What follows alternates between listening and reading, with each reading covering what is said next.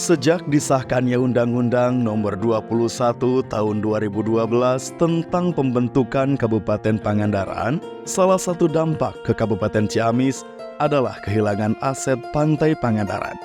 Ini mengakibatkan Ciamis bukan lagi tujuan utama wisatawan di Priangan Timur.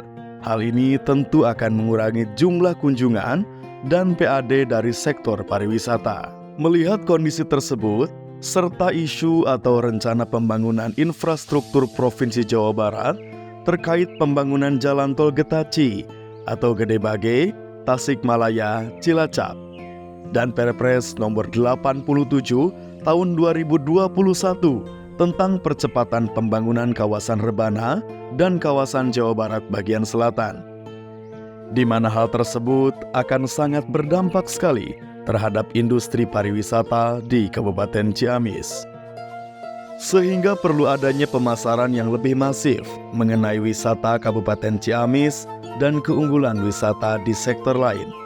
Menurut Parbud, dalam angka jumlah wisatawan di Jawa Barat pada tahun 2022 mencapai 74.013.537 pengunjung.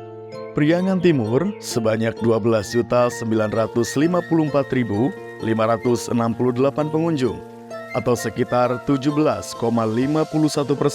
dari total pengunjung wisata Jawa Barat. Sehingga dilihat dari data tersebut menunjukkan bahwa jumlah kunjungan wisatawan di Priangan Timur masih sangat jauh dari kata merata. Akan tetapi, jika setiap daerah di Priangan Timur melakukan kolaborasi dan integrasi pariwisata dan ekonomi kreatif secara sinergis, maka hal tersebut dapat mendongkrak peningkatan kunjungan wisata antar daerah. Integrasi pariwisata dan ekonomi kreatif di Priangan Timur merupakan gagasan yang dibangun secara bersama antar pemerintah daerah di Priangan Timur yang meliputi Kabupaten Garut, Kabupaten Tasikmalaya, Kota Tasikmalaya, Kabupaten Ciamis, Kota Banjar, dan Kabupaten Pangandaran. Hal tersebut dituangkan dalam Memorandum of Understanding atau MOU yang ditandatangani oleh seluruh kepala daerah sewilayah Priangan Timur pada tahun 2019. Sejak ditandatanganinya MOU tersebut, sampai hari ini belum ada tindak lanjut yang serius dari seluruh pemerintah daerah tersebut. Belum adanya kesepakatan bersama mengenai branding pariwisata Priangan Timur. Tiap daerah masih fokus terhadap daerah dan wilayahnya masing-masing. Belum ada tim khusus yang dibentuk untuk bertanggung jawab terhadap teknis pelaksanaan program tersebut. Dari permasalahan yang terjadi dapat diambil masalah utama, yakni bagaimana revitalisasi brand pariwisata Ciamis sehingga dapat mengangkat citra pariwisata Kabupaten Ciamis melalui promosi ekstra, yaitu dengan brand Prihatin Gelis dalam mengintegrasikan industri pariwisata dan ekonomi kreatif di Priangan Timur dalam mendongkrak pertumbuhan ekonomi daerah. Dinas Pariwisata Kabupaten Ciamis sebagai dinas yang menaungi industri pariwisata dan ekonomi kreatif di Kabupaten Ciamis mencoba untuk mengambil peran tanggung jawab. Dalam hal ini, berperan sebagai pembantu bupati dalam merealisasikan program daerah. Kabupaten Ciamis memiliki brand pariwisata dengan nama Pesona Galuh Nagari. Namun demikian, untuk menjangkau promosi yang lebih luas dan meningkatkan kunjungan pariwisata di Kabupaten Ciamis, tentu tidak bisa dilakukan sendiri oleh Kabupaten Ciamis. Agar promosi pariwisata Kabupaten Ciamis dapat terdorong oleh daerah sekitarnya, seperti Kota dan Kabupaten Tasikmalaya, Kabupaten Garut, Kota Banjar, dan Kabupaten Pangandaran.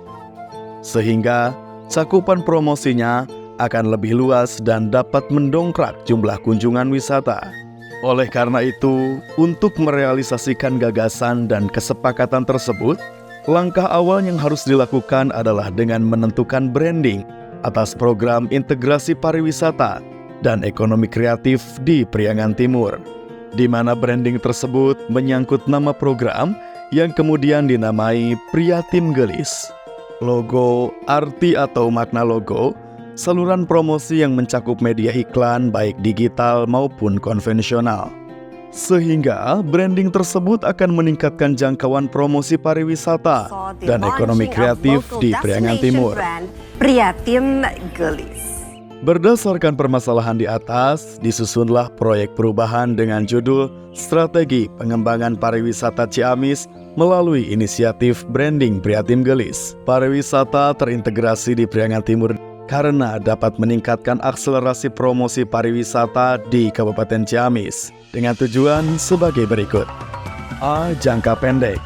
1.